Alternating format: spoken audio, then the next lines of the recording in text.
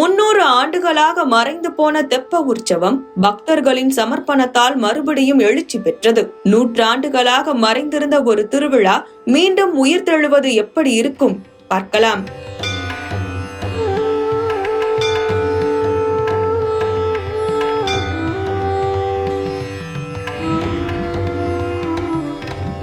ஸ்ரீரங்கம் ரங்கநாதர் கோவிலின் சார்பு கோவிலான திருவெல்லரை புண்டரீகாட்ச பெருமாள் கோவில் 108 வைணவ திருத்தலங்களில் ஒன்றாகும். பழமையும் பெருமையும் கொண்ட இக்கோவில் அக்கால பிரம்மாண்ட கட்டடக்கலைக்கு எடுத்துக்காட்டாக திகழ்கிறது. பெரியாழ்வார் மற்றும் திருமங்கையாழ்வார் ஆகியோரால் பாடல் பெற்ற தலம்.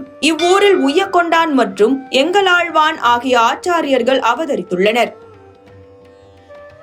இக்கோவிலில் ஸ்ரீரங்கம் ரங்கநாதர் கோவிலில் நடப்பது போன்றே உற்சவங்கள் விழாக்கள் நடத்தப்பட்டு வருகின்றன. இக்கோவிலில் தென்மண்டபம் என்றொரு இடம் இருந்தும் தெப்ப உற்சவம் மட்டும் நடைபெறாமல் இருந்தது. உள்ளூர் மக்களின் முயற்சியால் தெப்பக்குளம் இருந்த இடம் கண்டறியப்பட்டு சீரமைக்கப்பட்டு பல ஆண்டுகளுக்கு பின் பிப்ரவரி 23ஆம் தேதி தெப்போற்சவம் நடந்தது.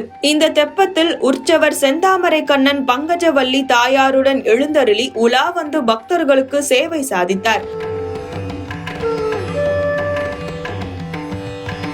300 ஆண்டுகளுக்கு பிறகு நடைபெற்ற தெப்ப உற்சவத்தில் ஆயிரக்கணக்கான பக்தர்கள் உள்ளிட்டோர் கலந்து கொண்டு பெருமாளை தரிசனம் செய்தனர்.